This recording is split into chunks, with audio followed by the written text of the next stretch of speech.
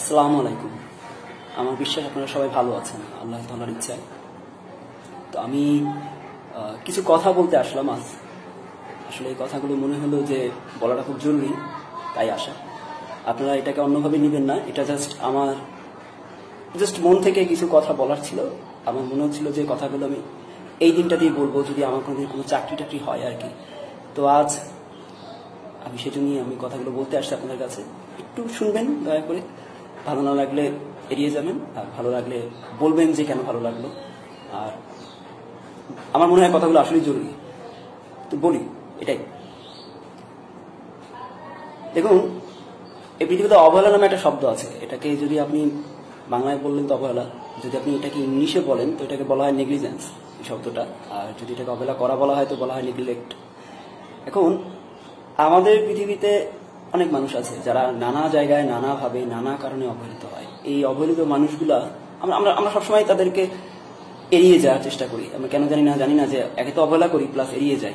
তো এখন এই মানুষটা যাবে কোথায়, বা এই মানুষগুলো কোথায় যাবে যারা এত অবহেলিত হয় সারাক্ষণ বা সবসময়? যেখানেই যায় তারা দেখা যায় যে নানাভাবে নানা কারণে অবহেলিত হচ্ছে। এখন এই মানুষগুলাকে কে দেখবে?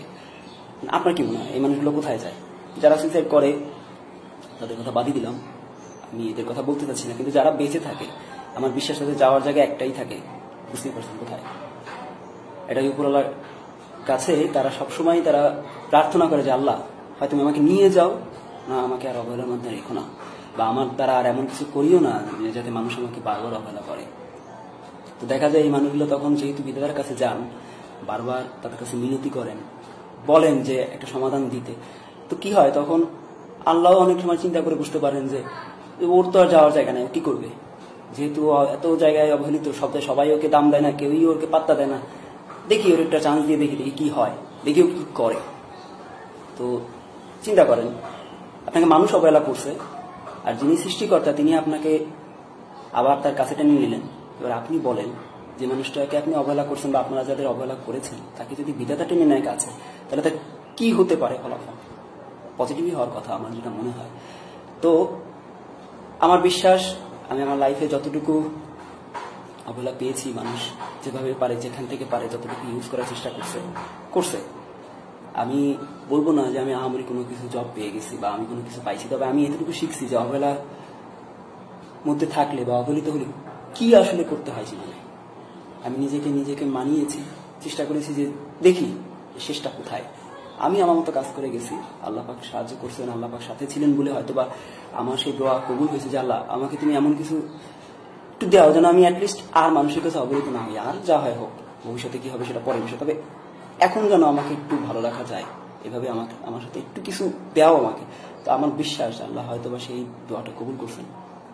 আমি আপনাদের কাছে কৃতজ্ঞ, যারা বেশি অবহেলা করছেন আমাকে আমি তাদের কাছে বেশি কৃতজ্ঞ, কারণ এইটুকু না করলে হয়তো আমি আজকে এখানে দাঁড়াতে পারতাম না। আমি যা পেয়েছি, যেটুকু পেয়েছি আমি এর জন্য সন্তুষ্ট।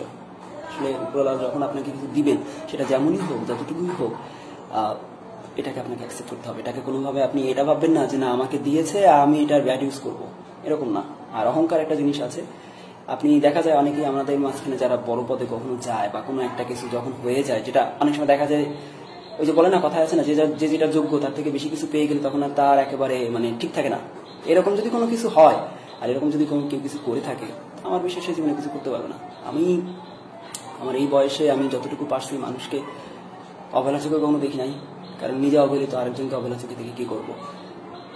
তো আমি চেষ্টা করছি সবসময় যে মানুষকে কিভাবে একটু সাহায্য করা যায়। আমার বিশ্বাস আমি যেখানেই যাই লাইফ জীবনে যেটাই করি না কেন, আমি আমার যে নীতি, আমার যে বিবেক, সেখান থেকে সরে যাব না। আমার বিবেকে কোনো অবহেলার কোনো স্থান নাই। কাকে অবহেলা করতে আমি কোনোদিন শিখি না, আমার মা বাবা আমাকে এটা শিখায় নাই, আমি এটা করবো না। আশা করি আপনারাও করবেন না।